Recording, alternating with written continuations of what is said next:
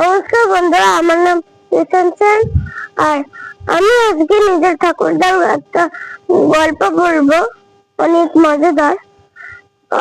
একদিন ও ওই ঠাকুরদা বাংলাদেশে থাকতো, গ্রামে থাকতো।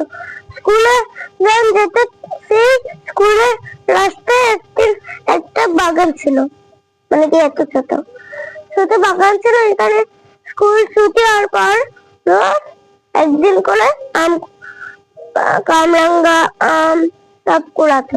আর তখন একদিন দেখে মালিক ওইখানে দেখি অনেক ঠাকুরটা ফ্রেন্ড আম কামরাঙ্গা আম এইসব কুড়াচ্ছে। তখন মালিক বলে দেখি এখানে এইসব কুড়াস না, এখানে একটা চাকসুনি থাকে বাগানে, কিন্তু কেউ এটা মানেনি।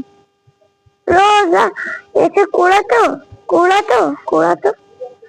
তারপরে একদিন, সেই দিনকে ওরা যখন স্কুল থেকে ছুটি আসছিল, দেখে দেখি সব আম কুড়াচ্ছিল ওরা, কিন্তু একটা বন্ধু উঠে তো কুড়াচ্ছিল, কিন্তু তখনই একটা কামরাঙ্গা খুলতে চাইছিল না। তারপর যখন ওইখানে দেখে ভাই সাহেব, দেখে দেখি একটা শাকসুন্নি। তারপর শাকসুন্নিটা বলে দেখি আমার বাগানে চুরি করে আম কুড়াচ্ছে, দাঁড়া খাবো। তারপর এই কথাটা যখন শুনলো, গাছ থেকে লাফ মেরে চলে যা বাড়ি। তারপর ওদেরকে ওই শাকসুন্নিটা বললো, আর যদি এখানে আসিস না, তাহলে তোদের ঘাড় মুখ থেকে রক্ত খাবো।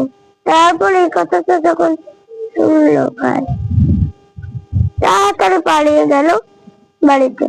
তারপরের দিন থেকে যখন স্কুলে যায়, ওই বাগানের ধারে কাছেও যেত না। আর এটা হলো পুরো গল্প।